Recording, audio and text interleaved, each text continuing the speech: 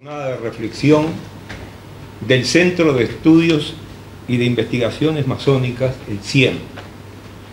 Tenemos el honor de recibir al distinguido profesor Juan José Arteaga, ex embajador en Perú y de una larga trayectoria diplomática, a quien desde ya queremos agradecer su presencia. Conocemos la extensa trayectoria docente y diplomática del profesor y estamos seguros que nos va a ofrecer una excelente exposición. Quiero aclarar que esta actividad se inscribe en los objetivos trazados por el Centro de Investigaciones y Estudios Masónicos, que es desarrollar proyectos de investigación sobre la realidad social, sobre la problemática global, sobre temas que son de mucho interés para nuestra sociedad y para la construcción del futuro de nuestra sociedad. Antes de darle la palabra al hermano Arese, que va a hacer la presentación de del currículum del profesor Arteaga, quiero también dejar constancia que nuestra institución, la Gran Logia Masonería del Uruguay, como se dice muchas veces, no es una sociedad secreta, sino una sociedad discreta. Y esto hay que recalcarlo en un día como hoy, que hemos invitado a un profesor que obviamente no pertenece a nuestra institución, pero que tiene la voluntad y la buena disposición de acompañarnos. Del mismo modo que personas que están acá del público y que agradecemos su presencia. Pero esto quiere decir que la gran cuestión que manejamos desde el Centro de Investigación y Estudios Masónicos es tender puentes hacia la sociedad permanentemente, vivir en el diálogo y en el intercambio y en la construcción conjunta de la búsqueda de respuesta a los grandes problemas que tiene nuestra sociedad y el mundo en general, porque hoy vamos a entrar a los problemas del mundo. Por último, quiero decir que tenemos una disposición de hacer las preguntas por escrito, para lo cual vamos a facilitar papeles a la hora de las preguntas, y que esta actividad tiene que tener un tope a las 12 menos 10, hora en que finalmente vamos a hacer un cierre que estará a cargo del querido hermano Amílcar Vasconcellos, que nos acompaña acá. Así que sin más, le doy la palabra a Gustavo Arese. El doctor Juan José Arteaga es licenciado en Historia del Instituto de Filosofía y Letras, antecedente de la Universidad Católica. Tiene un doctorado en Historia en la Universidad Complutense de Madrid, con una tesis sobre las consecuencias del Tratado de Madrid en la desarticulación de la frontera demográfica de la Banda Oriental de 1750 a 1761. En el área diplomática ingresó al servicio exterior por concurso en 1976. Destituido durante la dictadura, regresó al servicio exterior en 1989 con el rango de consejero y se retiró en 2016 con el rango de embajador. Fue ministro consejero de la Embajada en Madrid entre 1991 y 1996. Fue embajador en Caracas entre 1999 y 2004. Y en Lima entre 2008 y 2016. En Cancillería, entre otros cargos, fue director general para asuntos consulares entre 1996 y 1999. Y director general para asuntos políticos del 2004 al 2005. Presidió la comisión organizadora de la Cumbre Iberoamericana que se realizó en Montevideo en 2006. En el área académica y docente, participó del proceso fundacional de la Universidad Católica del Uruguay, siendo su primer secretario general entre 1984 y 1987, ejerciendo también como docente de Historia del Uruguay y director del Instituto de Historia de la misma universidad. En el Instituto Artigas del Servicio Exterior del Ministerio de Relaciones Exteriores, fue docente de Historia Comparada de los países del Mercosur en los años 2006 y 2007. Actualmente es profesor de Política Exterior de Uruguay en la Universidad Ort y es miembro de número del Instituto Histórico y Geográfico del Uruguay, de la Academia de Historia, desde 1986. Ha publicado numerosos artículos y libros sobre su especialidad. Doctor Arteaga, está en el uso de la palabra. Muchas gracias por la invitación. Agradezco a este centro de de Investigaciones y Estudios Masónicos por la amabilidad, a su director, a todos ustedes por su presencia, y los felicito por esta política cultural, intelectual, de diálogo, de apertura, que sin duda le va a hacer mucho bien al país y a toda la sociedad. Una pequeña corrección, porque no me quiero vestir con... No fui director general de Asuntos Consulares, sino Culturales. Perdón. No vaya a haber alguien aquí de la dirección. No hay que usar títulos ajenos o inexistentes. Ya sabe. Bueno, la verdad que tenemos que ser muy prudentes en esto. Bueno, mis estimados amigos, claro, ustedes me plantearon un tema realmente complejo, un tema desafiante, es un tema en el cual a veces recibimos mucha información, pero no la procesamos o no tenemos tiempo de analizarla. El mundo está cambiando, sin duda, y el Uruguay está en la globalización. Pero para ponernos de acuerdo un poco en los conceptos, quisiera que primero nos acercáramos a definir qué entendemos por globalización. Porque a veces dicen, por ahí alguien dice, bueno, porque por culpa de la globalización va a pasar tal cosa, o porque esto es causado por la globalización, ahora va a haber, por ejemplo, menos empleo. Bueno, pero la globalización no es una persona, no es un organismo. En realidad, la globalización no tiene culpa de nada. La globalización, primero, no es una ideología, no es una doctrina, no es una idea. Hay que desideologizar la globalización para realmente interpretarla y llegar a ella. Podemos sí cambiar ideas como haremos hoy. Podemos cambiar ideas acerca de ella. Podemos construir conceptos para describirla.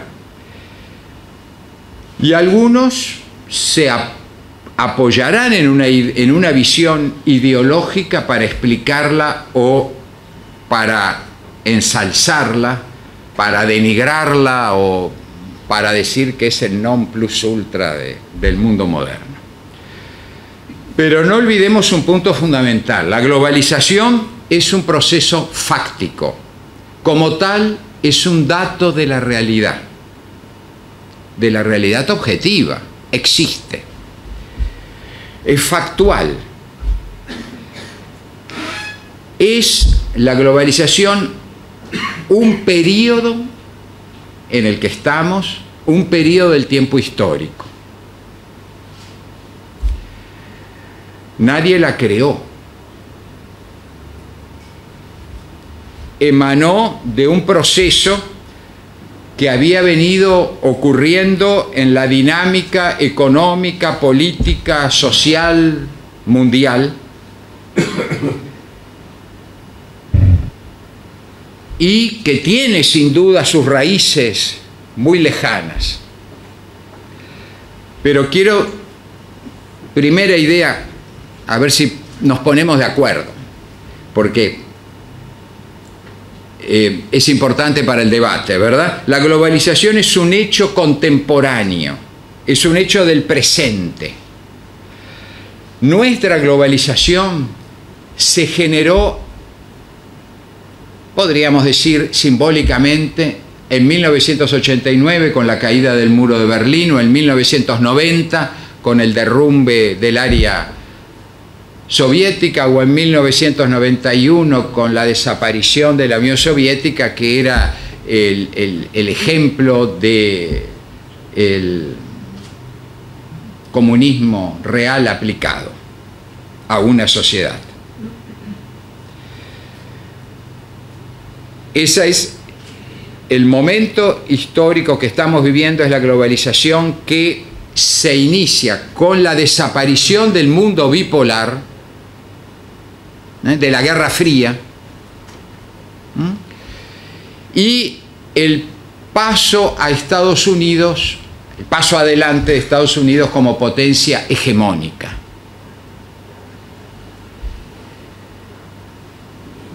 Y en América Latina va unido en la década del 90 este proceso un poco a las ideas que inspiran o que inspiraron, porque ya está enterrado, el consenso de Washington, un poco para ponernos aquí en este continente. Ahora, también la globalización también es, y no nos tenemos que confundir, un proceso histórico que se fue dando en forma de oleadas, con periodos de mayor o menor intensidad. Un proceso muy antiguo. Yo podría defender que el Imperio Romano fue la globalización del mundo mediterráneo en torno a Roma. Pero normalmente todos estamos de acuerdo en que la gran ola globalizadora comenzó a fines del siglo XV, siglo XVI, la era de los descubrimientos. Yo sé que si digo descubrimiento de América pueden haber 20 voces en contra de este término, pero bueno, digámoslo por razones familiares, como que estuviéramos en la escuela de nuevo, ¿no? Porque es muy discutido este descubrimiento, pero digo, allí se abre el mundo y aparece, digamos, por lo menos para la conciencia europea, que era la predominante en la época, una era de un primer mundo global, después del viaje de Magallanes y Elcano, ¿verdad? Muy bien. Esto indica que sí, hay una globalización que es un proceso evolutivo, como digo, económico, político y social.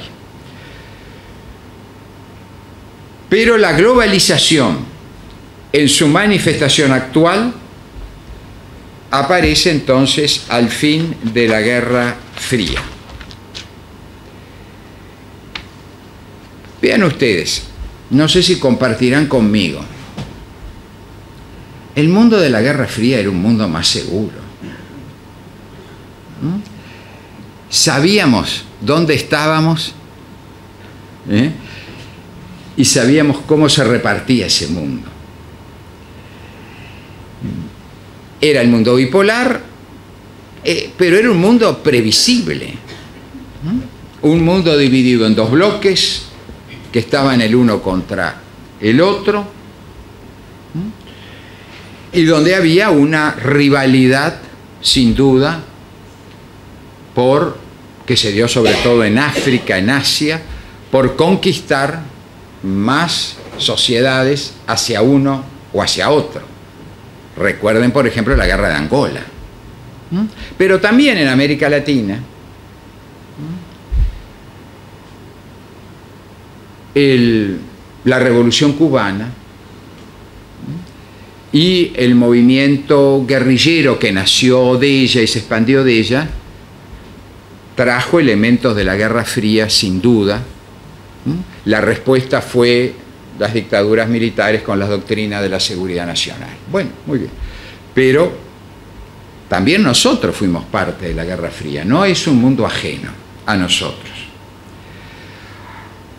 La globalización nos ha dejado más librados a nuestra iniciativa. Estamos en un mundo interdependiente, más cercano, más interrelacionado, en donde el Estado-nación todavía es el actor más importante, Pero ya aparecen otros actores de este mundo internacional, cada vez con creciente incidencia. Esos actores son las corporaciones transnacionales, las organizaciones no gubernamentales, conocidas como ONGs, y también los organismos intergubernamentales, que son actores parcialmente independientes, porque dependen también de las políticas de los estados, pero que tienen, en la medida en que esos organismos logran consensos, logran incidir en la política internacional y en las relaciones internacionales. Pero nadie duda de que el Estado-nación está en crisis. Está en crisis. Está en crisis, no hay duda, por las corporaciones, está en crisis por las organizaciones no gubernamentales, está en crisis por el delito global, está en crisis por el tráfico de drogas, está en crisis por el avance tecnológico que nos permite comunicarnos al instante, ¿no? Al momento.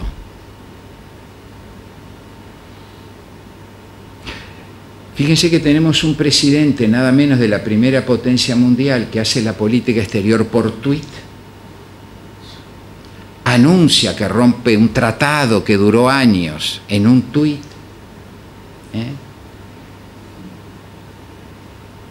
Suprime la reunión con el presidente coreano por un tuit, pero a los 3 días vuelve.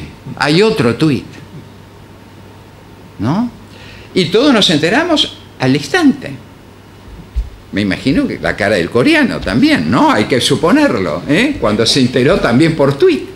Es decir, aquello que hacíamos los diplomáticos, que recibíamos una instrucción, ¿no?, de la capital y le decíamos al embajador, ¿no?, en el lugar, lleve una nota verbal donde comunique tal cosa a la Cancillería. No. Ahora el propio jefe de Estado pasa por arriba de su ministro de Relaciones Exteriores, su embajador y el del otro, y le dice en un tuit: no tengo ganas de hacer la reunión, porque me parece que no sé qué. Bueno. Y después de decir que ese era un gordito maldito, dice: esto es un señor muy responsable. Todo por tuit, ¿no? Bueno, vamos a ver cómo sale. Pero nosotros estamos todos al día, y eso es lo importante, que estamos todos al día de lo que va sucediendo. Bueno, antes de pasar a lo nacional,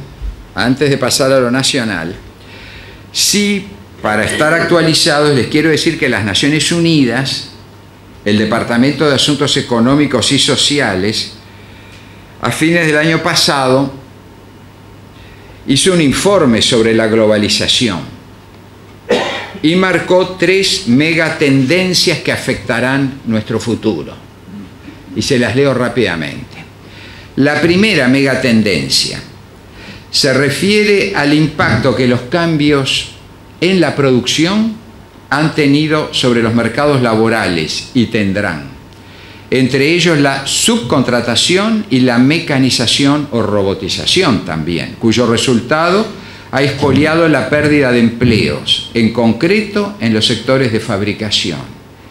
Estas tendencias en los mercados laborales llevan asociados altos índices de desigualdad en ingresos, un aspecto que ha aumentado en una mayoría de los países del mundo.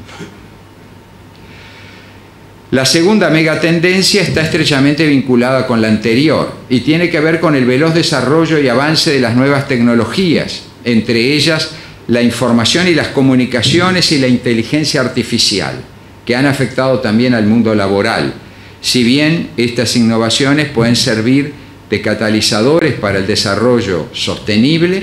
Aquellos países que no tienen acceso a ellas se hallan en riesgo de quedarse atrás.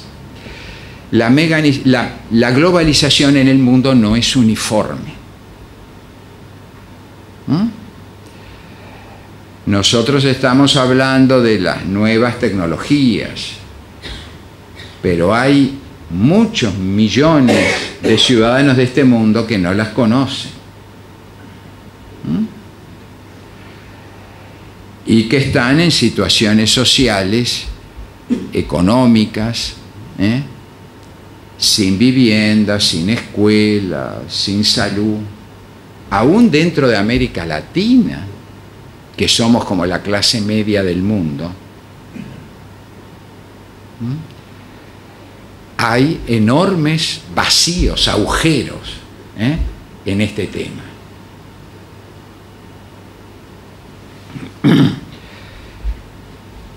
Perdonen que ponga algún ejemplo de Perú, que fue mi último destino, en donde además estuve 8 años.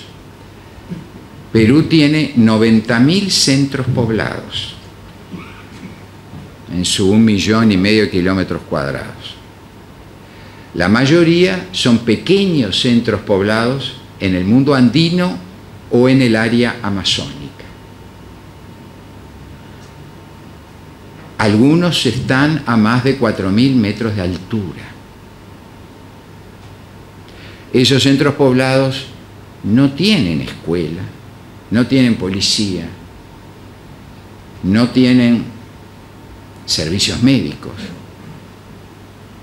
y por supuesto que no tienen internet, no tienen electricidad ni agua potable.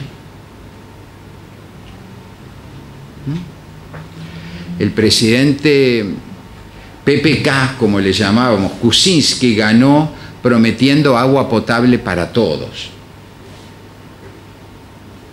Es un poco como la promesa de nuestro vecino Macri, pobreza cero. Lo que le deseo a Macri, que termine correctamente con todas las garantías democráticas su mandato. A Kuczynski el pasado lo traicionó. Y la globalización y sus efectos sobre el cambio climático representan la tercera megatendencia emergente. El informe de Naciones Unidas destaca que muchas de las tendencias están estrechamente relacionadas con la globalización, entre ellas la actividad económica, los cambios en estilo de vida y la urbanización. Tienen todo su impacto sobre el medio ambiente y pueden contribuir al cambio climático, que para el actual gobierno de Estados Unidos, ojo, no existe. Bueno, entonces, ¿cuál es la realidad del mundo hoy? Que estamos en una crisis de la gobernanza mundial. Por eso el mundo, más para los países pequeños, se ha tornado un tanto peligroso. Es un mundo de oportunidades, pero es un mundo que nos exige prudencia y también mucha inteligencia y mucha decisión. Esperemos que optemos por estos caminos. Una característica de la actual fase de la globalización es la aparición o agravamiento de una lista de problemas internacionales, o como dice Ulrich Beck, peligros globales, que no pueden ser resueltos por los estados aislados, por más poderosos que sean. La solución habría de llevar necesariamente acciones conjuntas que necesariamente conducirán a mayores grados de interdependencia. ¿Cuáles son esos peligros globales?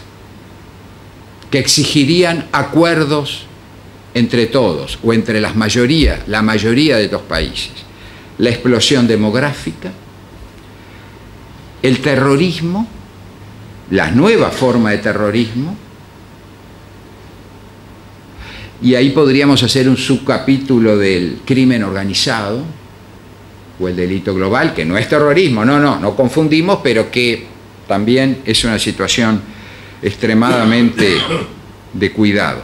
El deterioro del medio ambiente, la escasez en el mundo de agua, energía y alimentación, las epidemias,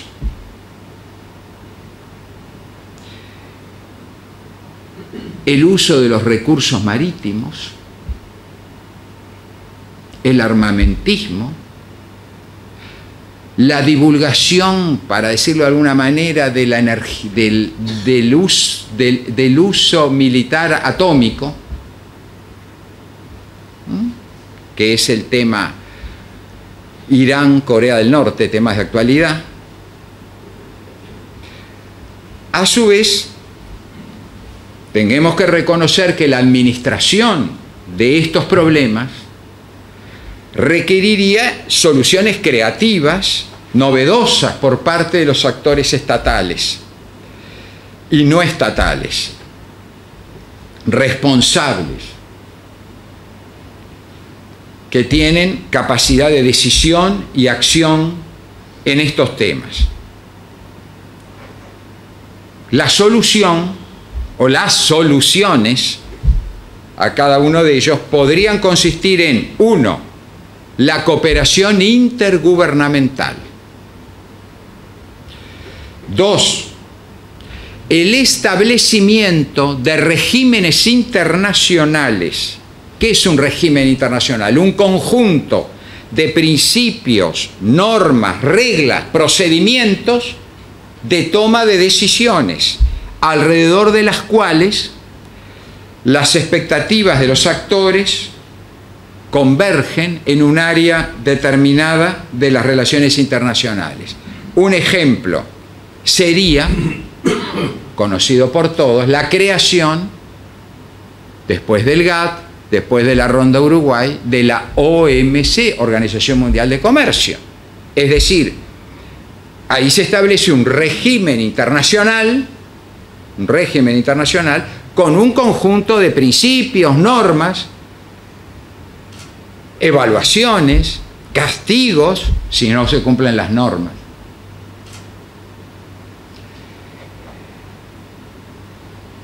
Y hay otros. Sin duda, ustedes los conocen. Tercera solución podría ser la conformación de organizaciones políticas supranacionales. Por ejemplo, la más famosa, la Unión Europea. No es que me olvide del Mercosur, el Mercosur no es supranacional. Quedó en el camino como muchas cosas. La otra solución podría ser el desarrollo de patrones de tomas de decisión y acción transgubernamentales. Y por último, la creación también de organizaciones internacionales que atendieran con sus estructuras, tuvieran sus objetivos, atendieran uno de estos desafíos o de estos peligros globales, al decir de Beck. En este proceso se ha ido conformando un conjunto cada vez más extenso de instituciones y regímenes. Hablo del 45 en adelante, ¿verdad? De la creación de las Naciones Unidas después de del tremendo drama de la Guerra Mundial. Bueno, Naciones Unidas, Banco Mundial, Fondo Monetario Internacional, ¿verdad? Y luego todos los organismos de Naciones Unidas. UNESCO, OIT, migración, bueno, todo esto que ha seguido creciendo. Este proceso ha ido conformando un conjunto cada vez más extenso de instituciones y regímenes creados para organizar los asuntos globales, lo que el Estado individualmente no puede solucionar. Con ello estamos ante el tema de la gobernanza global. ¿Cómo se gobierna este mundo global en el que el Uruguay está inserto?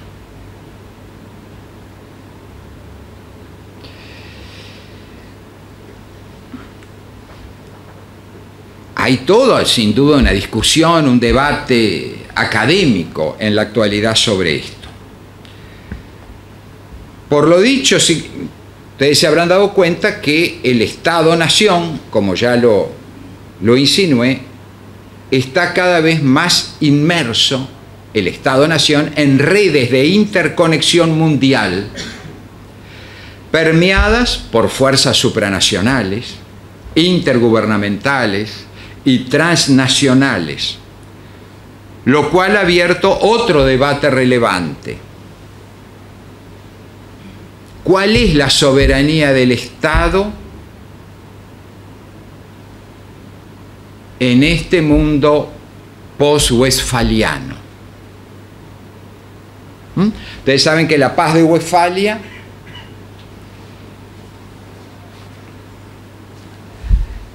nos inicia en un periodo de justamente equilibrio entre los estados,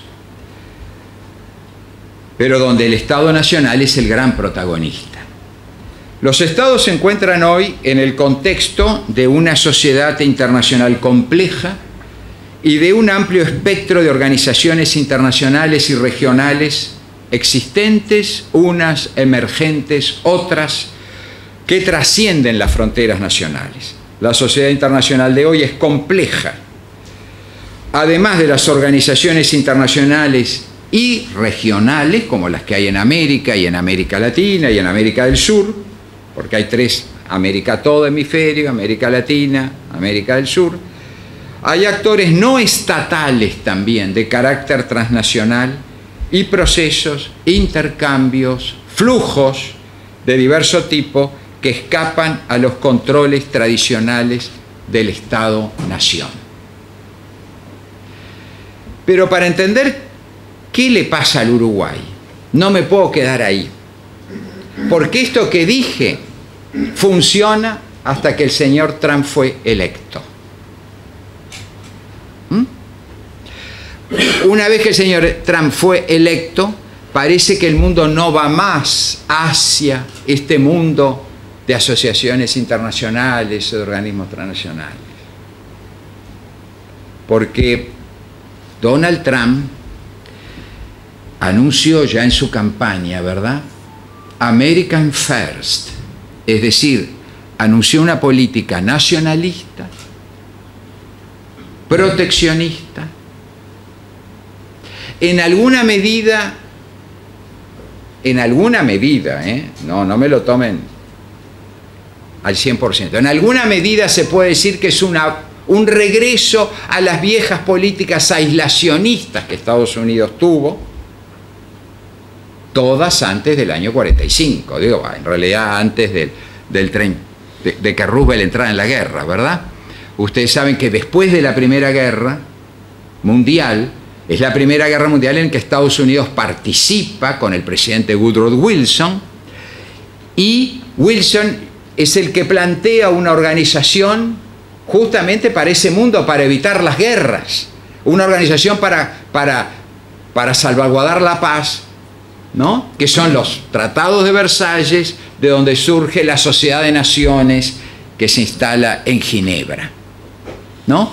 Pero ustedes saben que el Congreso, el Senado norteamericano no ratificó, y Estados Unidos, es decir, no ingresó a la Sociedad de Naciones. Así que la Sociedad de Naciones, creada por Wilson, ya nació más que renga, suicidada por el propio creador. No por culpa de él, pero su propio Estado dijo, bueno, aquí bajamos la cortina, somos aislacionistas. Esto dura hasta la gran crisis del 29, la crisis de la Bolsa de Nueva York, cuyo año más crítico en el Uruguay es el 32, Hay que aclararlo para comprender los sucesos del 31 de marzo al 33. El año de peor económico para el Uruguay fue el 32, la crisis fue oleadas. ¿Y qué fue la crisis del 29? Fue la crisis ¿cómo respondió Estados Unidos? Proteccionismo. ¿Cómo respondió Inglaterra? Proteccionismo. Francia, proteccionismo. Todo fue una cadena de respuestas proteccionistas que arruinó el mundo. Bueno, hasta que es electo Franklin Delano Roosevelt, año 32 o 33, y desde allí él aplica el New Deal, el nuevo trato, bueno, y hacia América, miren, la política que terminó con la política del garrote del otro Roosevelt, ¿no? La política de la buena vecindad. ¿Qué duró? Duró lo que Roosevelt. Ahora, sí, porque la historia es dinámica. Cambiante, claro. ¿Qué ha hecho la primera potencia mundial? Desde que este gran empresario inmobiliario la preside. Anoté, no con orden cronológico, ¿verdad? Capaz que ustedes me aportan alguno más. 1. Denuncia del Acuerdo de París, es decir, de la Convención del Cambio Climático, que es uno de los peligros que tiene el mundo, de las luces más que amarillas, rojas. Bueno, la denuncia del Acuerdo de París, se retira del Acuerdo de París. 2, con sus vecinos y aliados, Canadá y México, no hablemos del muro, la renegociación del NAFTA. Todavía no ha terminado. Ahí están México y Canadá viendo cómo salen de este lío que le ha planteado el señor Trump. Pero que evidentemente va también al desconocimiento del NAFTA, del acuerdo que unía a los 3 países de América del Norte. Eso ya está claro. Porque el muro, al fin y al cabo, no lo quiero frivolizar, ojo, pero me sale que puede ser un negocio inmobiliario, por lo menos es de ladrillos, ¿no? Pero, no, pobre México, ¿no? Ya saben ustedes que decían, cuando el México hizo aquella revolución tan laicista que terminó en la guerra, en una guerra de los cristeros, que decían, ay, pobre México, ¿no? Tan cerca de Estados Unidos y tan lejos de Dios. Bueno, pobre México, a mí me preocupa mucho la situación de México. Me preocupa mucho, más que la de Canadá. Pero me preocupa mucho. Tercero, abandono unilateral de lo que se llama el Plan de Acción Integral Conjunto sobre Irán, que es un acuerdo, como ustedes saben, internacional, establecido en el 2015, destinado a controlar que el programa nuclear iraní esté destinado a fines pacíficos. El programa nuclear iraní, miren la ironía del destino, comenzó en la época del Shah Reza Pahlavi, apoyado por los Estados Unidos. Para que vean que no es una cosa nueva. Empezó en 1959 con el Shah. Lo que se trata técnicamente es disminuir drásticamente el enriquecimiento de uranio en Irán. Ese es el control, ¿verdad?, que se está haciendo y sobre el cual no hay ninguna queja de las demás potencias. El resto de los firmantes, ustedes saben, Francia, Alemania, Reino Unido, 3 aliados clásicos de Estados Unidos, más China y Rusia, las otras potencias, que siguen considerando el tratado vigente. Trump de inmediato restableció las sanciones económicas, que lo que provocan en Irán es un renacimiento del integrismo religioso más fuerte, lamentablemente. como suele suceder cuando un país es agredido. Bueno, cuarto, que es una de las la primera medida que tomó, miren, salida del Acuerdo Transpacífico de Cooperación Económica, también, en el cual había estaban dos países importantes de Asia, principalmente Japón, que es la cuarta economía mundial, pero no estaba China. Muy bien. Donde el Uruguay empezó, en el periodo del señor Mujica presidente, empezó a seguirlo, pero después salimos de esa negociación. Bueno, declaraciones contra China, a la que acusa de prácticas desleales del comercio, hay muchas. Todavía se sigue negociando, pero hablando, frenando, en fin. Pero ahora hemos visto, ¿verdad?, que el presidente Xi y China son los grandes defensores del libre comercio en el mundo. Un país comunista, de ideología marxista, pero capitalista en lo económico, es el gran defensor del libre comercio. Ese papel lo tenía Estados Unidos desde el año 45. Esa era la base de la política norteamericana, el promover los acuerdos para favorecer las negociaciones comerciales con todo el mundo. Bueno, también, digamos, señalemos la ruptura de las negociaciones que estaba llevando ya desde Obama Estados Unidos con la Unión Europea para hacer un acuerdo transatlántico de comercio. Luego, digamos, la salida de los Estados Unidos de la UNESCO, otro organismo multilateral, el cultural, educativo de las Naciones Unidas. El anuncio fue hecho el 12 de octubre del 2017. Esto es parte de la política de alianza absoluta de Trump con Israel, ¿verdad? Se considera que Israel ha sido maltratado por la UNESCO y él solidariamente se ha retirado.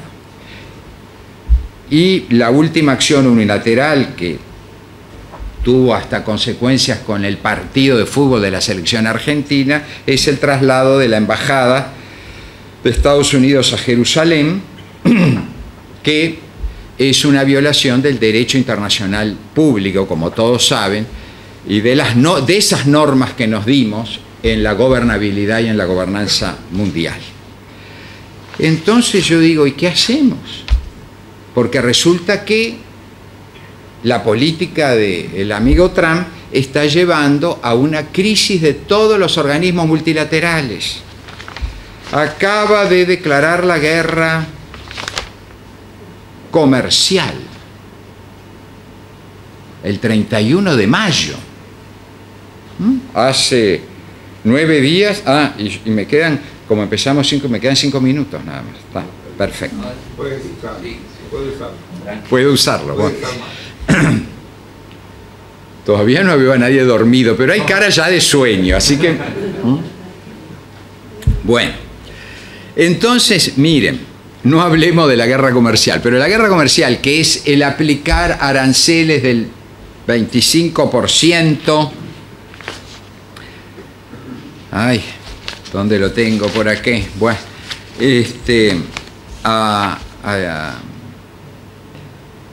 bueno, además digo, estos aranceles unilaterales, ¿a quién se los aplica? ¿A la Unión Europea, a Canadá y a México? Es decir, a 3 aliados que, como han respondido con la retaliación, le han subido aranceles a productos de Estados Unidos. Esto es lo que pasó en el 29. Y además es el desconocimiento total, porque todo esto es ilegal en nuestra norma internacional. El desconocimiento total a las normas del OMC.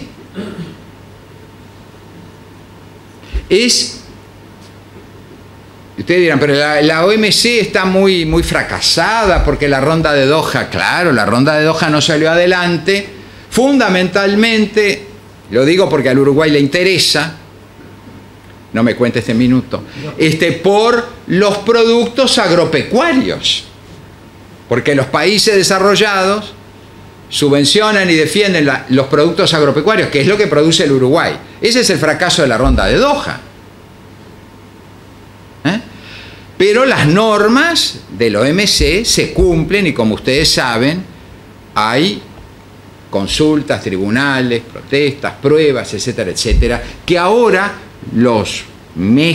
el último ha sido México, Canadá, Unión Europea, y ahora México anunciaron que se van a presentar al OMC por el incumplimiento de Estados Unidos, que me parece muy bien, es el camino de la legalidad internacional.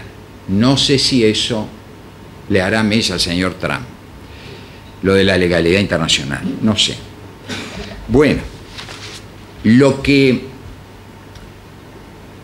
nos pone en alerta es el desconocimiento, la violación, el pasar por encima de las normas que la gobernanza mundial se venía dando. Podríamos poner ejemplos respecto a violaciones de normas de las Naciones Unidas, en fin, de todos los organismos habidos y por haber en estos momentos. No vamos a hablar de la guerra de Siria. Hay muchas cosas complejas en este mundo. Pero el hecho que esto nos genera inseguridad. Los más perjudicados, cuando el sistema de gobernanza se derrumba, son los países chicos. Entonces, nuestra política internacional tiene que estar muy alerta. Yo creo que tendría, ahora como soy libre de opinar, que tendría que estar muy alerta y tomando acciones rápidas, porque el mundo no espera.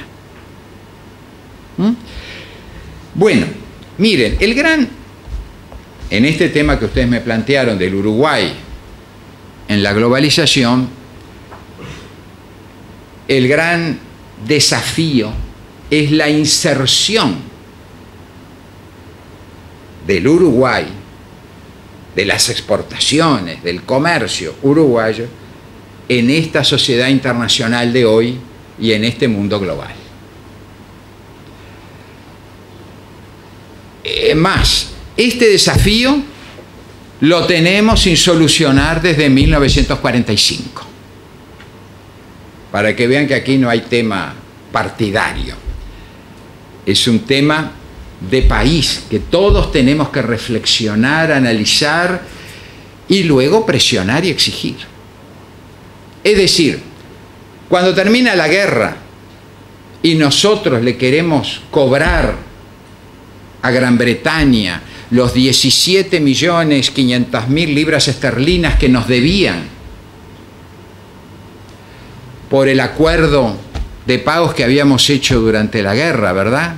Fíjense que el Uruguay le entregó a Gran Bretaña, que era su primer aliado económico desde 1870. Es decir, nosotros entre 1870 y 1945 tuvimos la inserción en el mundo garantizada porque lo hacíamos a través del Imperio Británico. Funcionábamos desde el punto de vista económico como una neocolonia británica. Políticamente independiente. Por algo Julio Herrera Lloves, cuando se sentó en 1890 en la presidencia, dijo: me parece que soy gerente de una empresa cuyo directorio está en Londres. Dijo Julio Herrera. Bueno, eso duró, yo diría que felizmente, y no soy pro-británico, aclaro, ni tengo algún ancestro británico, no, digo felizmente para el Uruguay, ¿no? País pequeño. Lo mismo funcionó para Argentina, Argentina y Uruguay, productores de carne, lana y cueros. Nuestra inserción era a través del mercado británico. Tan así que Inglaterra construyó los ferrocarriles aquí para sacar el ganado del campo a los frigoríficos eran ingleses, después vinieron los norteamericanos que le hicieron la competencia, ¿no? Porque Norteamérica, después de la Primera Guerra, ya se había convertido también en una potencia global, pero primero Norteamérica se dedicó a lo que llamaban su patio trasero, que era el Caribe, México, los países andinos, y tardíamente llegaron al Uruguay y Argentina. Por eso nosotros todavía habíamos usado también como fuente de crédito los bancos ingleses. Después ya nos pasamos a Estados Unidos, lógicamente, y a los creados en el sistema de la guerra. Ya después de la Primera Guerra hubo un mix, porque ya Inglaterra empezó una lenta decadencia, ¿no? Pero los barcos que trasladaban después la carne eran ingleses, las empresas de seguro habían sido ingleses hasta que Valle los desreguló. Valle le hubiera gustado hacerlo a Jorge, pero ya lo había hecho don Pepe, que fue el gran conflicto con Inglaterra por las empresas de seguros, británicas, ¿no? Donde se creó el Banco de Seguros, y ahora me parece que el Banco de Seguros parece que se quiere expandir, lo cual me parece muy bien, a Paraguay, porque el mercado uruguayo ya está lleno. Me parece muy bien, porque va a ser una empresa transnacional, me parece muy bien, no tenemos muchas de esas. Bueno, y eso es lo que mi viejo amigo, discrepante amigo, el Tucho Metol decía: estábamos protegidos por el paraguas británico. Él usaba esa imagen. Estábamos debajo del paraguas británico. Pero en el 45 y en el 47 el presidente Tomás Berreta mandó la misión para el cobro de la deuda. Esperamos, ¿no? Un año entero, mandó la misión presidida por un blanco independiente, que era aliado, el doctor Gustavo Gallinal, ¿no? Y no pudimos cobrar. En efectivo nos dieron el 10%. Y después nos dieron los ferrocarriles, que ya estaban viejos, ya no habían reinvertido, los tranvías, que malamente se les ocurrió eliminarlos a la intendencia, cuando en otras ciudades siguen funcionando tan bien, y nos dieron la compañía de agua también. Entonces generamos AFE, AMDET y OCE. La única que todavía parece que funciona es OCE, porque AMDET desapareció y AFE no se sabe a quién transporta todavía, aunque existe, porque ni carga transporta. Bueno, en fin. Es decir, el Uruguay nunca tuvo capital para reinvertir y remodernizar, así que nos pagaron con fierros viejos, digamos. Evidentemente, ahí quedamos desnudos. Nos salvó la guerra de Corea hasta el 53, porque levantó los precios de nuestros productos, de nuestras materias primas, ¿no? Y por algo la crisis económica contemporánea empezó en 1955, y es lo que provoca la rotación de los partidos en el poder. Sin que ninguno pudiera terminar de dar solución a este grave problema de la reinserción. Claro, vimos que los caminos eran la integración entre los iguales. Vamos a integrarnos en América Latina. En 1960 fundamos la LALC, en 1980 la refundamos como ALADI. No logró el libre comercio entre América Latina, está en una función más bien notarial. En 1991 hicimos la opción regional, subirnos al acuerdo entre Brasil y Argentina, con grandes esperanzas. En ese momento yo estaba en el gabinete del ministro y realmente había subido el presidente Lacalle al poder y no estábamos adentro del Mercosur. No era el Mercosur, era una alianza entre Argentina y Brasil, y nosotros en el medio y nada, ¿no? La verdad que la Cancillería ahí se tuvo que mover muy rápido, muy ágil, para decir: el Uruguay quiere ser parte de esto. Y ahí fue la propuesta uruguaya de sumar a Paraguay, que recién había semi-recuperado la democracia después de la larga dictadura de Stroessner. Bueno, pero la opción regional en la cual el Uruguay se basó y dice, bueno, vamos a hacer una unión aduanera, el Uruguay va a tener un mercado de 200 millones de personas. Uy, imagínense si yo no solo habré oído este verso, hasta lo habré repetido al cansancio en las misiones en el exterior, ¿no? Pero bueno, vino la crisis, la devaluación unilateral de Brasil del 99, enero del 99, y ahí se empezó a derrumbar todo, porque era el socio mayor, porque en realidad ahora con visión histórica decimos, claro, Argentina tenía que haber devaluado de inmediato, porque no podía sostener la paridad de Menem, ¿verdad?, del peso dólar. Nosotros que teníamos con una política de contención de la devaluación en gran enfermedad, habíamos llegado a un dígito. Bueno, el hecho es de que todo eso trajo las tormentas del 2001 y del 2002, que fueron una evidencia del fracaso del Mercosur. Y todavía el Mercosur no ha tenido ningún liderazgo para ponerse al día o para cumplir lo ya acordado. Es lo único que siempre pidió el Uruguay. El Uruguay en eso fue muy legalista. El Uruguay siempre fue, hay que cumplir con lo acordado. Por ejemplo, el libre tránsito. Por ejemplo, eso es básico. Es básico. Pero cuando vino el tema de la pastera, en Fray Bentos, el libre tránsito saltó por los aires, ¿no? Tuvimos un año y pico, no sé cuántos días, 400 no sé cuántos días, con un puente cortado, en algún momento con 2 puentes cortados, después con 1. El Uruguay ve que Brasil no hace nada, no reacciona, no asume un liderazgo el Brasil de Lula para hacer cumplir la norma Mercosur. La Argentina, después de bloquearnos, nos manda a la Corte Internacional de La Haya, en la cual ganamos, por más que los argentinos le busquen explicación, ganamos, porque la esencia era la localización y el funcionamiento de la pastera.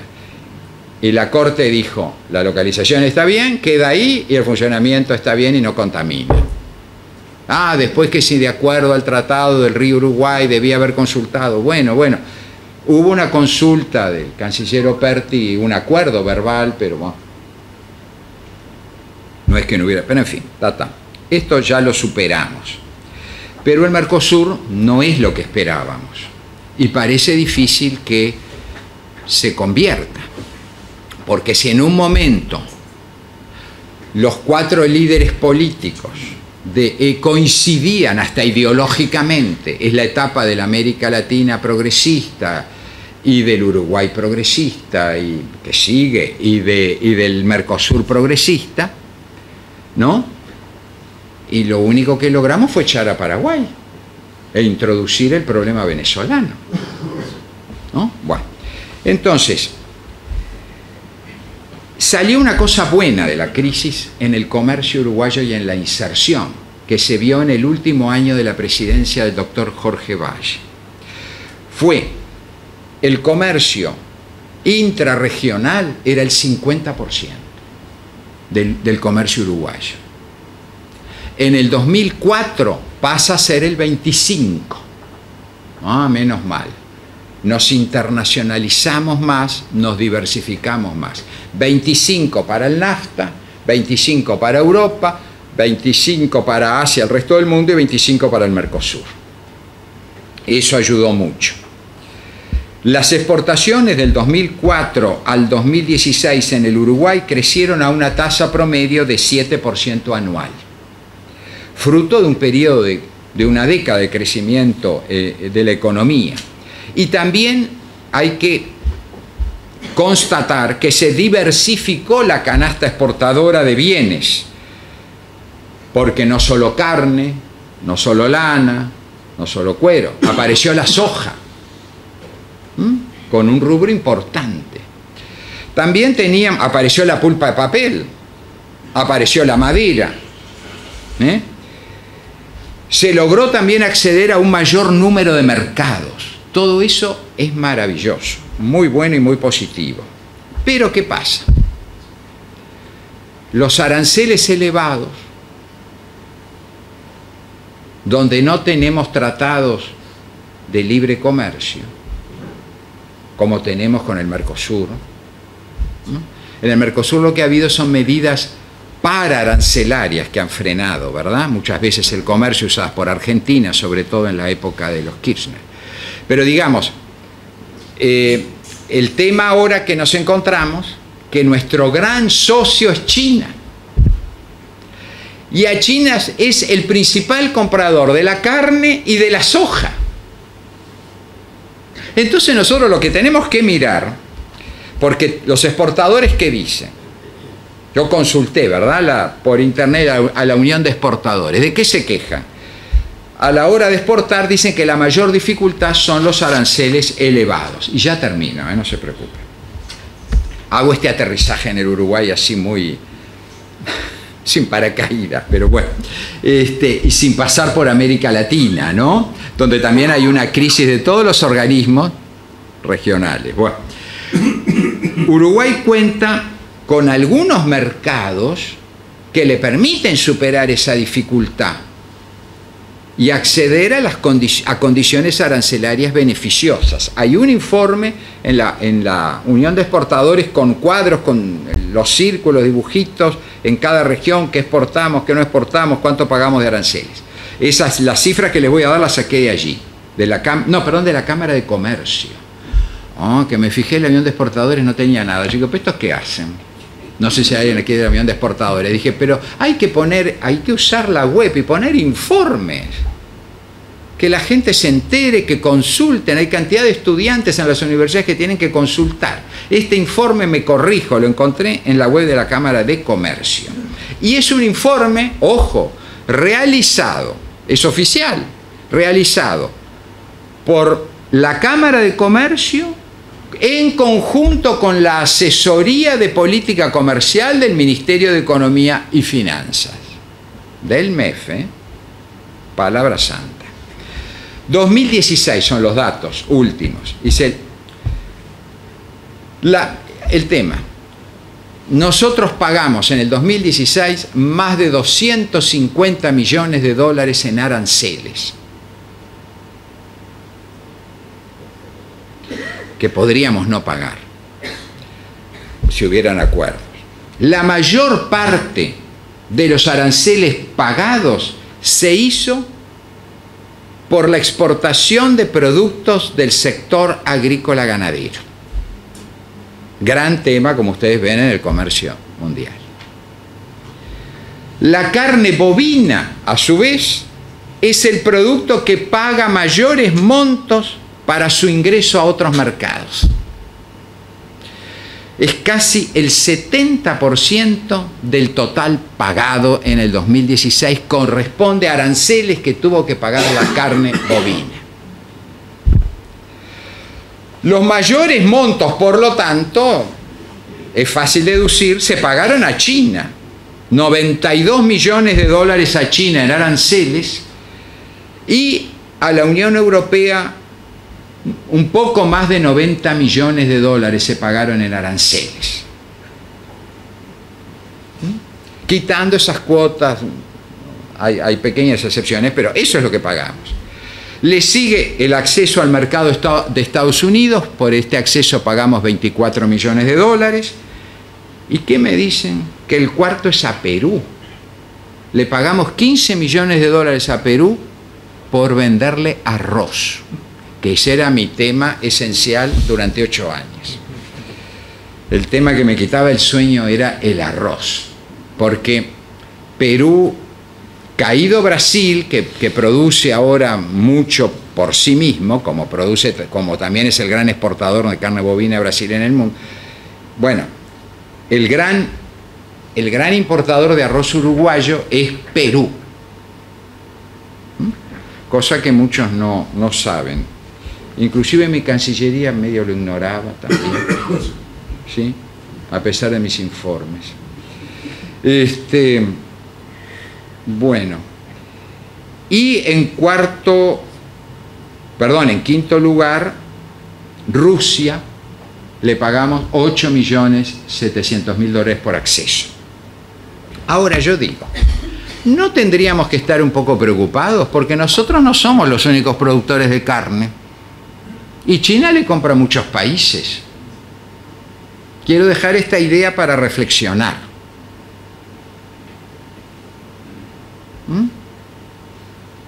Resulta que China le compra a Nueva Zelanda, le compra a Australia, que está mucho más cerca, flete más barato, le compra a Estados Unidos. Y ahora, ¿por qué no le va a comprar a Argentina? Fue Macri y dijo que va a vender, porque Argentina, por la política de los Kirchner, no exportaba, pero ahora exporta. Y en algún momento será Brasil y Paraguay. Pero el Mercosur no se ha decidido a hacer un acuerdo de libre comercio, un TLC con China. Y el tema es que Nueva Zelanda ya ingresa la carne ovina con 100% de preferencia en China. Y Australia ya tiene la negociación concluida, aunque de acuerdo a este informe el acceso gradual está previsto pero no ha comenzado. Argentina, Brasil, Paraguay están en las mismas condiciones de Uruguay. Promedio 12% se paga de arancel, promedio. A la soja, pagamos algo por la soja, pero a la soja China le aplica el 3% de arancel. Menos. Y en Perú es que hasta el 2017 se aplicaba el gobierno peruano una franja de precios en función, que se fijaba en función del arroz de Tailandia, del precio del arroz de Tailandia. Entonces, en el 16 pagamos $15 millones por el acceso al arroz. Y ustedes me dirán, pero ¿Perú tiene un TLC con Estados Unidos? Sí. ¿Y Estados Unidos produce arroz? Sí. Que entra cero, arancel cero, es decir, 100% de preferencia a Perú. ¿Sabe lo que nos salvó? La calidad del arroz uruguayo. La calidad al gusto y al sabor. Bien por la cocina peruana. Yo seguía esto día a día. Reuní a los importadores de arroz y me dijeron, bueno, ¿y ahora? Porque el arancel llegó a $180, esta franja de precios a $180 la tonelada. Pagábamos 20, porque nos agarró el tema de Tailandia. En Tailandia una primer ministra populista. Es un hecho, no es una crítica. Digo, primer ministro populista. Un hecho de la realidad. No crean que yo estoy contra el populismo, no vayan a pensar eso. Esta primer ministra, que era hermano de un primer ministro que estaba preso, entonces llegó ella, primer ministra, ¿qué hizo? Prometió un precio a los productores de arroz tailandés, que son todos los tailandeses que van a producir arroz. Pero ese precio pues no lo podía pagar. Entonces, Tailandia llegó a tener 50 millones de toneladas de arroz sin poder vender. Hasta que cambió el gobierno. Bueno. Entonces el precio del arroz tailandés estaba artificialmente alto. Y eso hizo subir la franja de precios. Y en el gobierno de Humala no tuvimos suerte. Esto venía ya del de Alan García, pero en realidad les voy a decir, el Perú hizo en los 5 años de Alan García todos los tratados de libre comercio habidos y por haber, siguiendo el ejemplo chileno. Tratado de libre comercio con la Unión Europea, logró hacerlo con Colombia solo, dejando a Bolivia y Ecuador, que no querían. Es decir, ahí la Unión Europea aceptó las dos velocidades. cosa que no aceptó en el Mercosur, la Unión Europea, porque lo único que le interesaba a la Unión Europea era la velocidad de Brasil, no la nuestra, ni la de Paraguay, aunque quien encordió más en la última etapa no fue Brasil, sino Argentina, porque en un momento el gran opositor fue Brasil, después fue más duro Argentina. Muy bien. Entonces hizo con la Unión Europea, hizo con Estados Unidos, con Canadá, con China, con Japón, con Corea del Sur, con Vietnam, con Singapur. Y luego Perú, porque eso fue un invento peruano, no era como decían aquí que había sido una política de Estados Unidos, aquí dicen cualquier cosa, ¿no? Fue una política peruana a hacer la Alianza del Pacífico. La Alianza del Pacífico fue una propuesta peruana. Primero, porque Alan García, en su segundo mandato, era un capitalista realista. Cosa que, conocido lo que había hecho en el primer mandato, al fin casi que había que agradecerlo, ¿no? Y Alan, yo me había dado cuenta las conversaciones y en lo que me expresaba el gobierno, sobre todo su Ministerio de Comercio, más que la Cancillería, que era un desengañado de los procesos de integración regional. No creía en la comunidad andina y menos en el Mercosur. Y lo que yo veía en el Ministerio de Comercio es que yo hablaba con la ministra o el ministro, debo haber hablado con 4 ministros o 5 en esos 8 años, y entendían el problema del arroz uruguayo,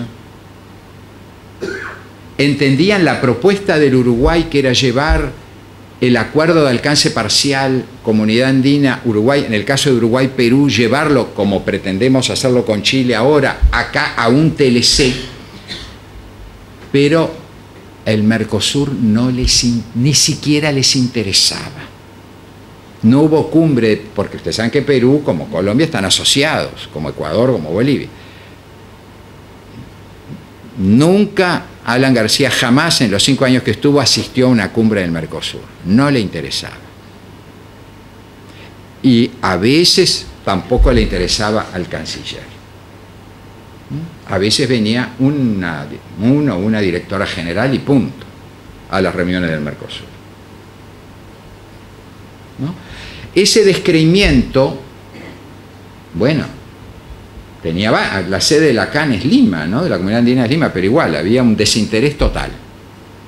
Y entonces lo que Alan plantea es realismo. Vamos a hacer un realismo. ¿Quiénes son partidarios de profundizar en el comercio? Perú, Colombia, Chile, superando la vieja rivalidad, y Perú. Invitan a Ecuador, Ecuador no acepta. Muy bien por ahora, pero parece que después lo mismo de la Unión Europea. Ya Ecuador, al fin de Correa, ya estaba estudiando y reestudiando su ingreso a ese acuerdo con la Unión Europea, ¿no? Lo que yo veo, que las paltas peruanas se venden en Estados Unidos, la palta Halls, sin problema. Veo que Perú es el mayor exportador de espárragos del mundo, que Perú está desarrollando una cantidad de agroindustria. Claro, Perú era tradicionalmente un país minero, muy vinculado por eso a Estados Unidos. Bueno, ustedes me dirán, el periodo de Alan fue un periodo conservador, pro-norteamericano, pro-esto, bueno, está. El hecho es que en 5 años el 95% de las exportaciones peruanas están bajo el paraguas de tratados de libre comercio, es decir, de acceso preferencial. Lo mismo que hizo Chile, porque además en el complejo Perú-Chile, Alan quería hacer lo mismo que Chile y lo logró en 5 años. Claro, sin oposición y sin sindicatos. Porque en eso Perú, bueno, es un descalabro político, eso es otra cosa. Así que nosotros tenemos que ver qué hacen los demás. porque en un momento nos podemos dar cuenta que China no nos compra más. Y ahora estamos enfeudados a China. Y si no tenemos acuerdo con la Unión Europea, donde sabemos que no lo vamos a tener por ahora, porque aparte de Francia, ahora está Irlanda, está Polonia, está España con el tema de los productos agropecuarios. Entonces estamos en una situación realmente difícil. El desafío de la inserción internacional está pendiente. Yo le voy a decir claramente, creo que el camino es hacer tratados de libre comercio. No hay otro. Creo que llegamos tarde a los tratados de libre comercio, que perdimos en muchos casos el bus o el tren. Llegamos tarde con la Unión Europea. Miren, yo me acuerdo muy bien, yo era ministro consejero en Madrid, claro, tenía que seguir el tema, ¿verdad? No, yo no era ningún negociador importante porque eso se negociaba por otro lado. Pero yo era ministro consejero en Madrid cuando se logró el acuerdo llamado de libre comercio entre la Unión Europea y Mercosur, que fue el 15, se firmó en el Palacio Real, presidencia pro tempore de Uruguay, presidente Sanguinetti fue el que representó al Mercosur, pero también fue Menem y el presidente Guasmosi, el único que no fue Fernando Enrique Cardoso, todos los jefes de Estado de Gobierno de la Unión Europea, Palacio Real, se firma. ¿De qué año estoy hablando? Primer año del segundo periodo de Sanguinetti, 1995. Cuando la Unión Europea era más chica. No era la Unión Europea de los 23, no había entrado la Europa del Este. Teníamos a Inglaterra adentro, que era partidaria, que ahora con el Brexit también, otra medida aislacionista, se fue, que era un buen aliado. El otro aliado es Alemania. Pero ahora estamos más en manos de Francia y de los países pequeños que están como ella. Entonces, perdimos el tren. Ya no digo el de Estados Unidos, donde vimos la cosa absurda de un canciller que se opuso públicamente a la política del señor presidente de la República. Eso nunca se había visto en la historia uruguaya. Cuando un canciller se oponía a algo, renunciaba. Pero no salía en los medios a contradecir al presidente de la República. Bueno, es decir, ¿cuál es el problema del Uruguay? Que la política de inserción está a debate todavía a esta altura del siglo XXI, ya terminando casi la segunda década del siglo XXI, y no hemos logrado avanzar nada. En la medida, es decir, yo siempre digo, los TLC no son buenos de por sí, depende de cómo se negocie, depende. Nosotros no podemos negociar un TLC que después sea negativo, eso de ninguna manera. Más que ahora los TLC no solo son respecto a mercaderías, a mercancías, sino a servicios y inclusive hasta la política laboral.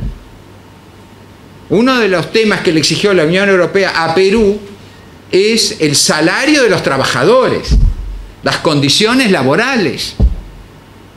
Bueno, otros temas hay de medio ambiente, es decir, son muy complejos los de última generación, ¿no? Como llaman hoy, caso del de Chile, que está en danza. Pero si tenemos este problema con Chile, que es un país latinoamericano, que es socio del Mercosur, imagínense los problemas que tendremos más adelante.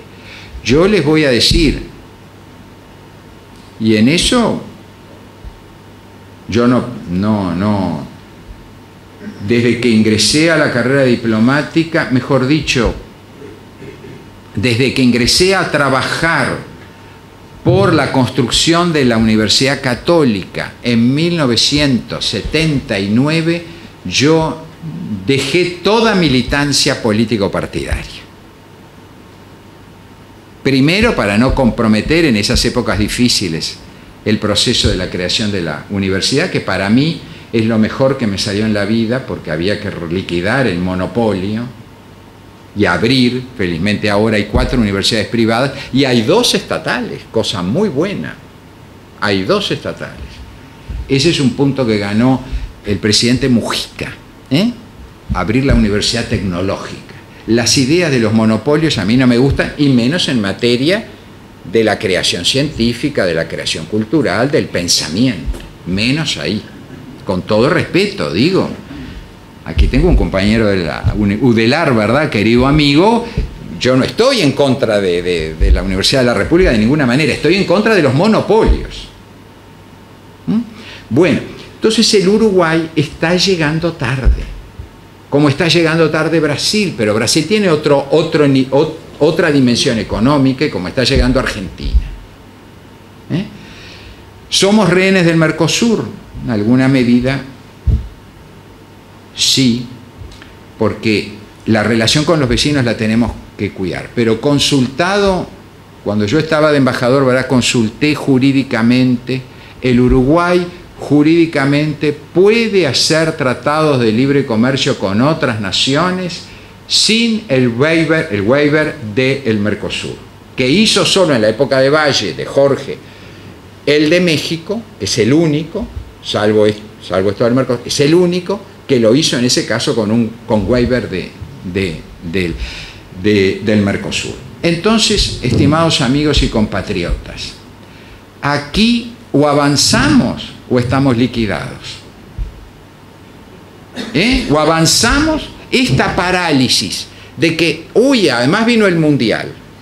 Ahora estamos con que ganamos el campeonato del 24, el del 50, y ustedes saben, miren, no me paro porque si no pierdo el micrófono, pero yo digo una cosa, no existe, perdonen esta reflexión ya, ahora sí última, los uruguayos no somos demasiado autocomplacientes con la imagen que tenemos de nosotros mismos. ¿No nos creemos a veces que somos el centro del mundo? O, no digo el centro, pero los mejores. La verdad que el Uruguay es un caso excepcional en muchas cosas en América Latina. Miren que como historiador lo reconozco y lo defiendo. Somos un caso excepcional. Pero ojo, el mundo ha cambiado.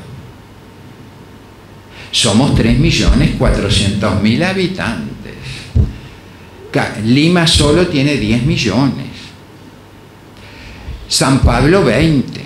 México solo, la ciudad 25. Somos un barrio de México, por favor, reaccionemos. ¿Quién nos va a venir a buscar? No tenemos, es decir, ¿cuáles son? Nosotros tenemos fortalezas y debilidades, como todo país. Nosotros como fortaleza tenemos un país serio, un país que cumple con sus compromisos, un país que se ha modernizado mucho en la diversidad productiva, pero también tenemos debilidades. Seamos conscientes de las debilidades. Yo ahora me niego a ver la televisión uruguaya porque lo único que veo son, pero ya gestas heroicas, ¿no? Ahora hay una cosa que es como la cruzada libertadora, el desembarco en la Graciada. Digo, ¿por qué es esto? ¿Hasta dónde estamos llegando? ¿No? Dios quiera, ganemos, quiera lo que sea, bueno, ganemos, estaremos todos felices. Pero seguimos siendo una isla naufragando, que no tenemos de dónde agarrarnos si no reaccionamos rápido.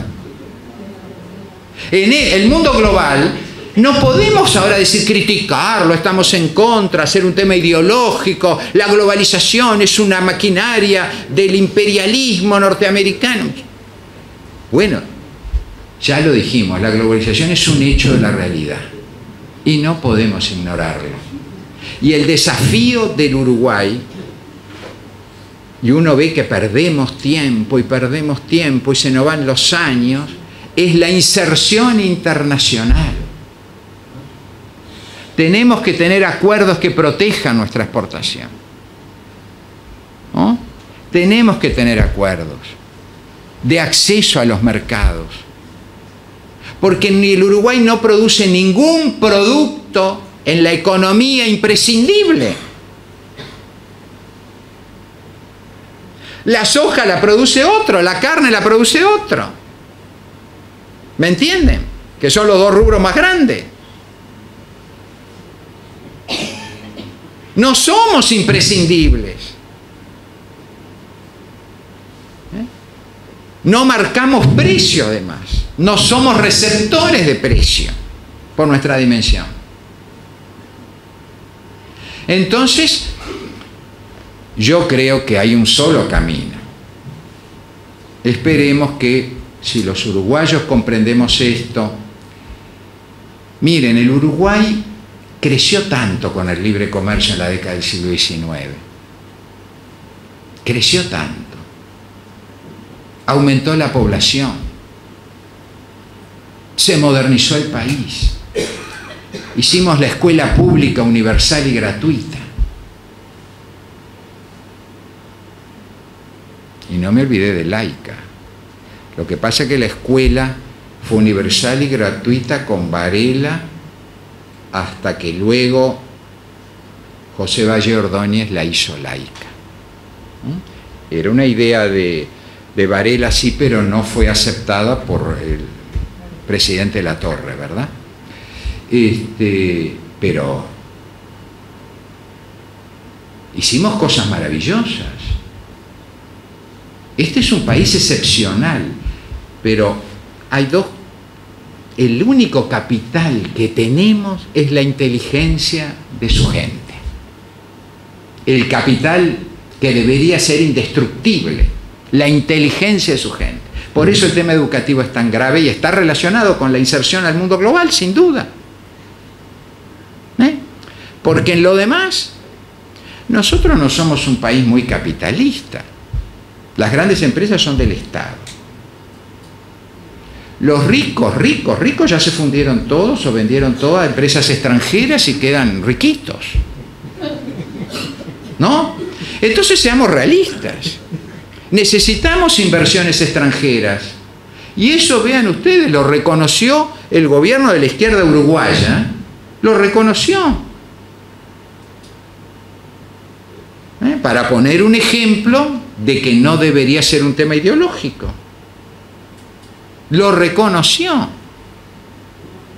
Y se peleó con Kirchner por eso, ¿no? El doctor Vázquez en su primer mandato. ¿Qué esperaba de las conversaciones anteriores?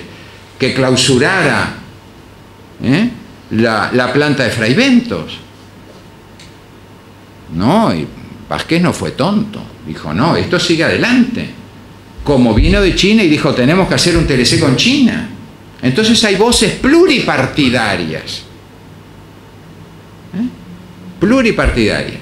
Esperemos que si lo de Chile sigue así de ideologizado por algunos grupos más radicales, el Frente Amplio acepte la parte mayoritaria, ¿no? La mitad que quiere hacer el TLC con Chile, que acepte los votos de la oposición que ya están ofrecidos, ¿no? Pero el país tiene que destrabarse. No puede ser que la política internacional de un país pequeño sea una política dividida interna en el partido de gobierno. Yo lo digo con toda sinceridad. Nunca pasó. Porque la fuerza del Uruguay es tener una política de consenso, por lo menos, y si pudiera, una política de Estado. Pero no tiene ni consenso ni Estado, menos, porque eso es más difícil, ¿no? Así que tenemos desafíos y lo importante es ser consciente de ellos. Muchas gracias. Agradecemos la presentación del doctor Arteaga. Para los que llegaron después de que se habían comunicado las circunstancias, les avisamos que las preguntas, para las cuales tendremos 20 minutos, deben ser por escritos. Álvaro tiene hojas, quien quiera redactar alguna, por favor. Y va a conducir esta última parte nuestro director académico, José Quechichian. ¿Empiezo con las preguntas cualquiera? Sí. A ver. ¿Está claro? A ver, sí. O las querés leer tú, ¿no? Estas, espérate, voy a leer estas que entiendo primero. Voy a leer las que la letra es más clara primero. ¿Está? ¿Así? A ver. ¿Oyen bien? Bueno, una pregunta. ¿La globalización pone en entredicho la soberanía de los Estados-nación? Miren, es la realidad. lo que pone en entredicho, como yo expliqué al principio, ¿no? Es decir, la aparición de nuevos actores en las relaciones internacionales. Podríamos decir que el mundo global pone en entredicho. Ahora, también digo, depende de cómo esté preparado cada Estado. Cada Estado está preparado de una manera distinta para asumir los desafíos de la globalización. ¿Me entienden? No estamos todos iguales. Ahí depende de cómo cada Estado se prepare. Porque en la globalización hay beneficios y pérdidas, como en todo. Podemos optimizar los beneficios o las pérdidas. ¿Me entienden? Pero efectivamente, en eso coinciden todos los analistas de los temas internacionales. Ya el Estado Nacional no es el actor único de las relaciones internacionales. Paso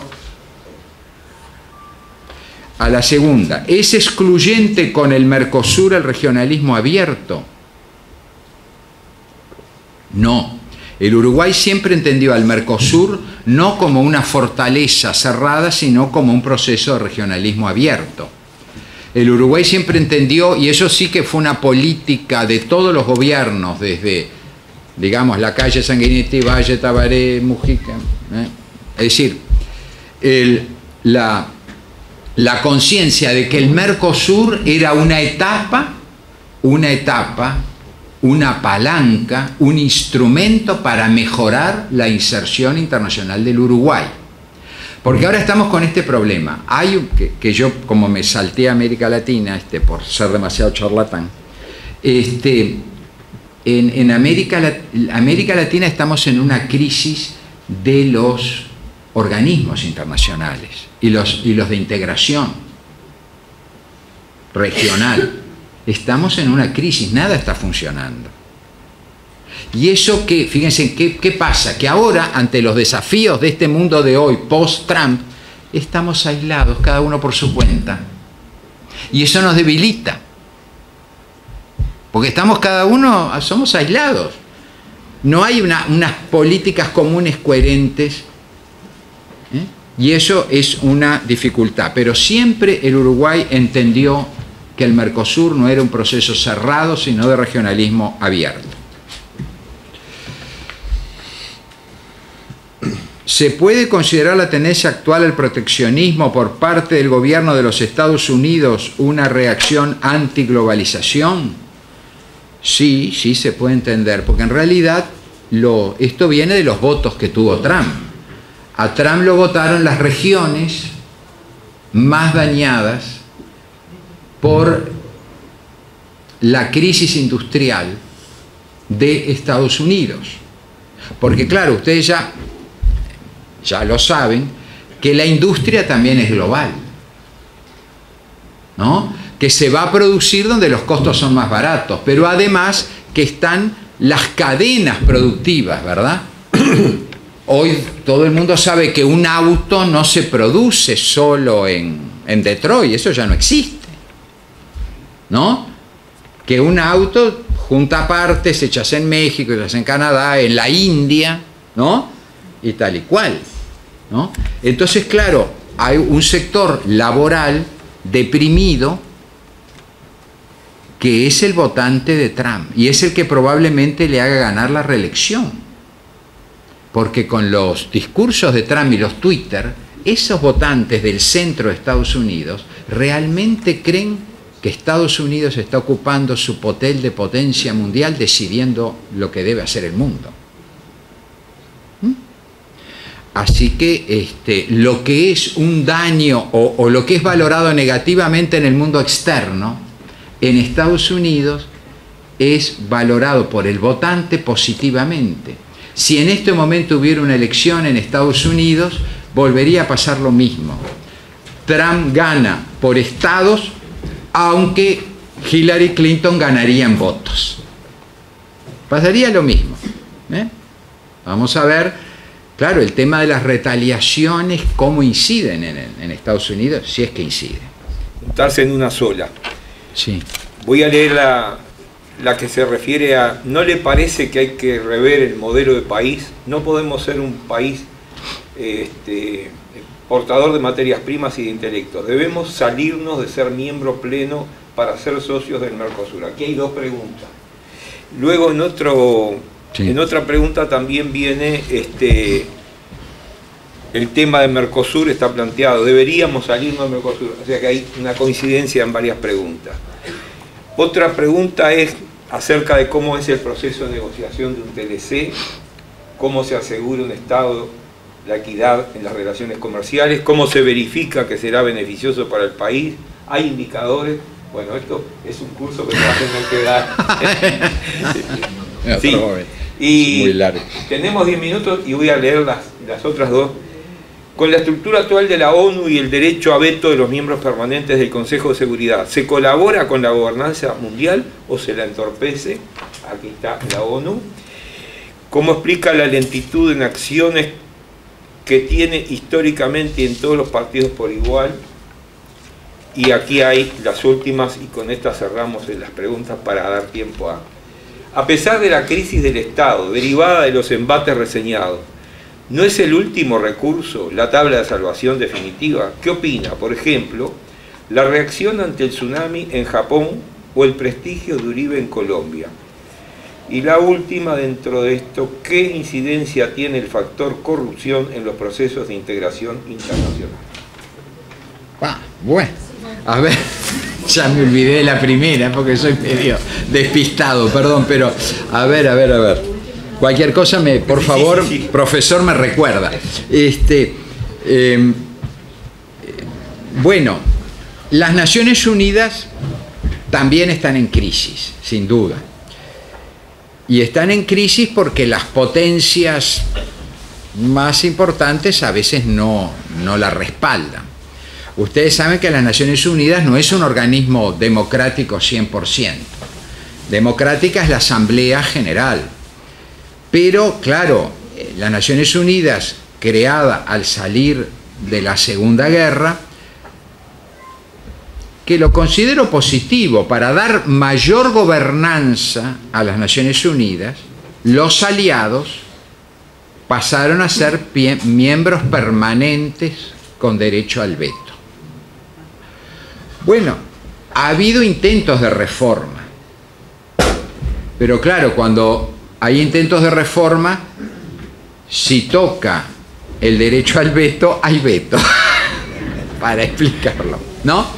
Ustedes saben, por ejemplo, que hubo una comisión de reforma por el 2004, por ejemplo, creada por la propia Naciones Unidas, con un solo uruguayo integrante, que era el contador Enrique Iglesias, presidente del BID todavía, 2003 fue, por ahí, creo que hasta el 2004 fue presidente del BID, sí, y luego pasó a la Secretaría General Iberoamericana. Bueno, y ahí se proponía, claro, el mundo ha cambiado, ¿por qué Japón no está? ¿O por qué Alemania no está?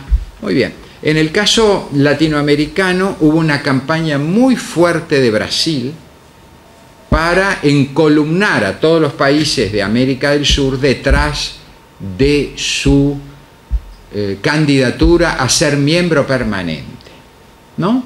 Eso digo que hay que recordarlo.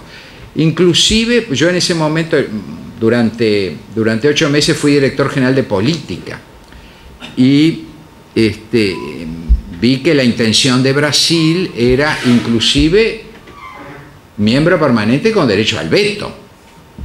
Y Brasil decía que esa era la forma de democratizar las Naciones Unidas y el Consejo de Seguridad, ¿no? Me acuerdo que tuvimos con el canciller Operti una reunión con un grupo de países europeos que estaban preocupados porque Uruguay apoyó a Brasil, como Argentina, bueno, fue 1 por 1 al final prácticamente todos los de América Latina, o por lo menos América del Sur. Bueno, ¿cómo vino toda la política, verdad, del Brasil, de Lula, del BRICS, de esto, del otro, bueno, de la 8ª economía mundial, de ser la potencia mundial, pero ser potencia mundial representándonos a todos nosotros, ¿no? Bueno, yo personalmente me atenía a las instrucciones del superior gobierno, pero yo para mis adentros ahora lo puedo decir, pensaba, bueno, crear más privilegios no es democratizar. Es decir, crear otros países con derecho al veto no es democratizar el Consejo de Seguridad de las Naciones Unidas. Bueno, es decir, el Consejo de Seguridad es una realidad que se desprende de los triunfadores de la Segunda Guerra Mundial. Que el mundo ha cambiado, que está la India, está Indonesia, un país superpoblado, bueno, Alemania, que es la principal potencia económica europea, pero esto va a quedar así. Y ya ven que acaba de usar Rusia el derecho al veto por un tema sirio y acaba de usar el derecho al veto a Estados Unidos por un tema del conflicto Israel-Palestina. Bueno, ¿cuál era la otra? La salida del Mercosur. Bueno, miren, la salida del Mercosur es un tema muy delicado. Sería fácil subirse a ese pescante, usando las palabras de nuestro presidente Pepe, se subió al pescante de Brasil, ¿no? Nosotros nos podríamos subir al pescante de salir. Pero el tema está que la producción con mayor valor agregado que tiene el Uruguay es la que le vende a los socios del Mercosur. Entonces, yo veo difícil, tiene un costo grande salir del Mercosur, sobre todo para la industria, que está bastante golpeada en estos momentos. Y, claro, yo creo que hay que insistir en que el Mercosur dé mayor libertad, mayor autonomía a los Estados miembros y tal vez seguir insistiendo en que cambien de posición. Argentina ya cambió. Con el gobierno de Macri, que vamos a ver, aparte de este periodo, si tiene 4 años más o no, porque eso puede ser muy decisivo, si continúa una política de apertura. Brasil está en una grave crisis política. Va a haber elecciones, no sabemos qué va a pasar. En estos momentos está en una mayor apertura. Pero ahí tenemos que evaluar mucho. Para decidir eso hay que consultar a todos los agentes económicos. Teóricamente sí que sería posible, y todos sabemos que hubo economistas uruguayos, intelectuales, que desde el principio se opusieron a ello, pero el Uruguay tampoco es Chile para hacer un camino tan solitario, ¿no? Ahí lo tenemos que ver muy bien. Yo no digo ni que sí ni que no. Acá hay un tema sobre la corrupción y la integración internacionales. ¿Cómo en bueno, qué sentido? Claro, ahí hubo, tal vez se refiere a ejemplos concretos, ¿no? Yo les voy a decir el que ilusamente fui testigo. Yo era director general de política. 8 de diciembre del 2004. Cumbre de Cusco, de la recién creada UNASUR. Bueno, pues allí fuimos. No fue el presidente por el tema de la altura, fue el vicepresidente Hierro, acompañado del vicepresidente electo Noboa, ¿verdad? Y ahí estuvimos. Bueno, pero aparte de la cumbre de la UNASUR, se firmaron los acuerdos entre Brasil y Perú por las 3 carreteras transoceánicas. ¡Qué maravilla! Pensamos todos, qué positivo. Brasil sale por el Pacífico, lo cual demuestra el valor estratégico que Brasil le está dando, porque la economía, el centro ya no está en el Atlántico, está en el Pacífico. Muy bien. Otro cambio de la economía mundial. Y bueno, y todos festejamos, nos pidieron a todas las delegaciones que fuéramos testigos de ese acuerdo en el patio del Hotel Monasterio. Y resulta que después, pasados los años, me toca ser embajador en Perú y me toca ver que las famosas carreteras las hacía Odebrecht y Camargo Correa, una y otra. Y adiós. Y Toledo, que era el gran defensor que firmó, está prófugo en Estados Unidos, que no es mal lugar para estar prófugo, por 24 o 26 millones de dólares de coimas que recibió. Entonces, claro, ahí dice, bueno, entonces los proyectos de integración son la corrupción. No debieran serlo. Pero eso habla de cómo veía Brasil, el Brasil de Lula. El Brasil de Lula hablaba, la potencia Brasil, por eso creó la UNASUR, primero Comunidad Sudamericana, le cambió el nombre Chávez, pero la idea fue brasileña y no fue de Lula, fue de Felipe Enrique Cardoso en primer lugar. Reunión en Brasilia, pero después va ajustando, Chávez se subía a todas esas cosas y lo que quiso fue cambiarle el nombre, ¿no? Unión Sudamericana. Muy bien. Y el tema es que la potencia regional Brasil usó el mecanismo de la UNASUR para internacionalizar sus empresas constructoras en base a coimas. Ya cuando yo era embajador en Venezuela, me acuerdo que una vez en una embajada me encuentro con el gerente de Odebrecht, recién llegado, y me dice, embajador, estamos muy contentos, ya tenemos negocios por 4 millones de dólares. Bueno, después los negocios fueron por mucho más porque el gobierno de Chávez no hace licitaciones, ni el de Maduro. Nunca hicieron licitaciones, entonces todo era a dedo político. Ahora uno no entiende por qué el Brasil, a través del señor Marco Aurelio García, que en paz descanse, era el valedor, el legitimador del gobierno de Chávez. Brasil siempre legitimaba el gobierno de Chávez en todos los organismos. Y uno dice, ¿por qué? ¿Por qué? Porque había que hacer un segundo puente sobre el Orinoco, porque había que hacer una nueva línea del metro, ¿no? Bueno, no es que Chávez hubiera inventado la corrupción porque Venezuela siempre fue corrupto, pero digo, el tema de las transnacionales brasileñas, usando la supuesta integración, y menos mal que no salió el oleoducto de Chávez que iba a venir hasta acá, ¿no? Porque imagínense lo que hubiera sido el chorro de corrupción que hubiera llegado a este pobre Uruguay. Muy bien, sí. Muchas gracias. Le vamos a agradecer en nombre del Centro de Investigación y Estudios Masónicos. Muchísimas gracias, doctor Arteaga, y le queremos dar la palabra a Amílcar Vasconcellos para que... Al amigo. Pero él es amigo, entonces no va a decir nunca la verdad. Exactamente. ¿Verdad? Muy buenos días. Queremos agradecerle en primer término al profesor Arteaga esta exposición que nos ha hecho con grandes enseñanzas para todos. Como ha sido un diplomático de carrera, fuimos compañeros en la facultad, y además es un historiador que hace mucha investigación y nos ha ilustrado en un breve tiempo de un panorama difícil de condensar.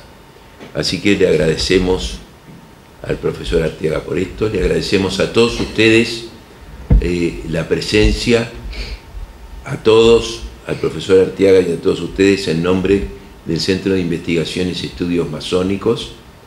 Y además queremos decir que el propósito de estas reuniones, de estas exposiciones, es plantear una diversidad de opiniones, de personalidades que vengan a explicar sus puntos de vista, generando reflexiones sobre los temas en un clima de comprensión, de tolerancia, de respeto, que creo que es una de las cosas que, más allá de la importancia del tema concreto, que es trascendente para la vida futura de nuestro país y de la región y de la sociedad, más allá de todo eso, es un aspecto que en algún momento me da temor que nuestra sociedad lo esté perdiendo,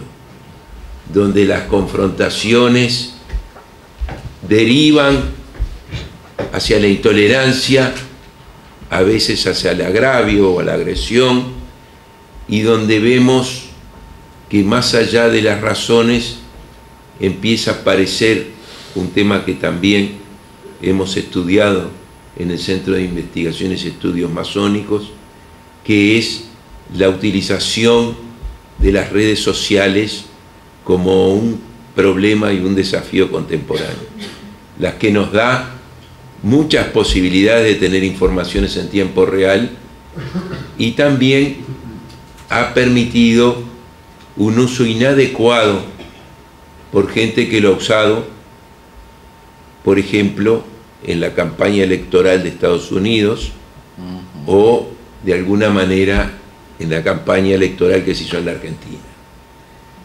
Esperemos que podamos contribuir en algo buscando lugares, ámbitos donde se puedan analizar los temas, confrontar visiones iguales o diversas y hacerlo en un clima de respeto y tolerancia, que creo que en definitiva eso fue cuando mi amigo Arteaga hablaba del crecimiento del Uruguay en el siglo XIX y principios del siglo XX, que había grandes confrontaciones, hasta guerras civiles, pero se logra en determinado momento un clima de determinado entendimiento, de determinado respeto, de determinada tolerancia, para construir una sociedad que pueda albergar las diversas opiniones, las diversas creencias, los diversos cultos y las ideologías que se manejen en un ambiente respetuoso. Con esto les agradecemos a todos y muy especialmente al profesor Arteaga.